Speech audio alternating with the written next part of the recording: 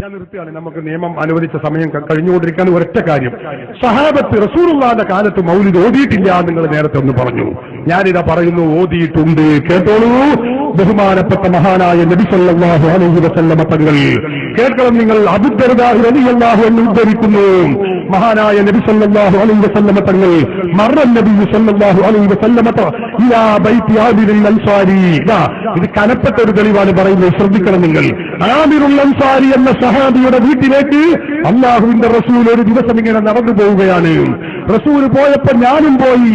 ആരാ പറയുന്നത്? അബൂ ദർദാ റളിയല്ലാഹു അൻഹു പറയുകയാണ്. അവിടെ ചെന്ന് നോക്കിയപ്പോ എന്താ ചെയ്യുന്നതെന്നറിയോ? ആമിറുൽ അൻസാരി റളിയല്ലാഹു അൻഹു തന്റെ കൂട്ടുകുടുംബാദികളെയും വേണ്ടപ്പെട്ടവരെയും വിളിച്ചു വരുത്തിക്കൊണ്ട് അല്ലാഹുവിന്റെ ഹബീബിന്റെ ജന്മത്തിൽ നടന്ന സംഭവങ്ങൾ, നമ്മൾ പറയും മൗലിദ് എന്ന് പറയും. വഖാഇയ വിലാദത്തിഹി എന്ന വിലാദത്തിൽ എന്ന് പറഞ്ഞാൽ പ്രസവം നടന്നപ്പോഴുണ്ടായ അത്ഭുതങ്ങൾ, അതന്നെ നമ്മളെ മൗലിദിലുള്ളത്. ഉലിദൽ ഹബീബു സയ്യിദുൽ മുതഅദ്ദിദു വന്നൂറു മിൻ വജനാതിഹി യതവഖദു.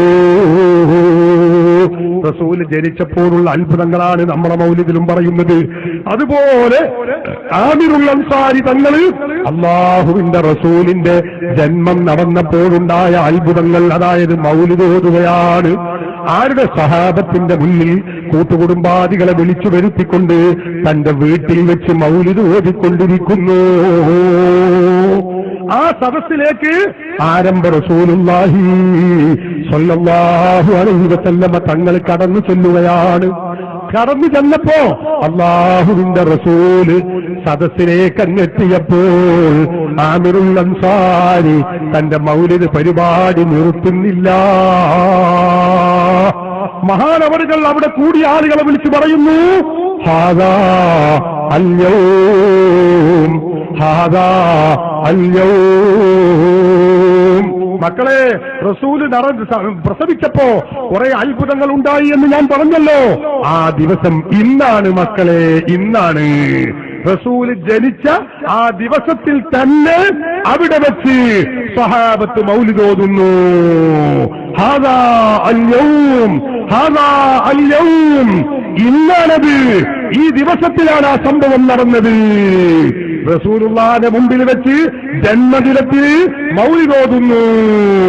ഇത് കേട്ടപ്പോ റസൂൽ എന്താ പറഞ്ഞത്? അത് തെറ്റാണ്, നരകത്തേക്കാണ്, മിണ്ടിപ്പോകരുത് എന്നാണോ? അല്ലേ, അല്ല. ഇതങ്ങ് കേട്ടപ്പോൾ ഹബീബ് മുഹമ്മദ് റസൂലുള്ളാഹി സ്വല്ലല്ലാഹു അലൈഹി വസല്ലമ തങ്ങൾ പറയുകയാണ്, ഫഖാല അലൈഹി സ്വലാത്തു വസ്സലാം, ഇന്നല്ലാഹ ഫതഹ ലക അബ്വാബർ റഹ്മാ.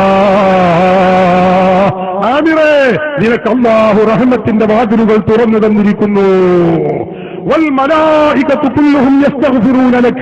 മലക്കുകൾ മുഴുക്കയും നിനക്ക് വേണ്ടി പൊറുക്കലിനെ തേടുന്നു.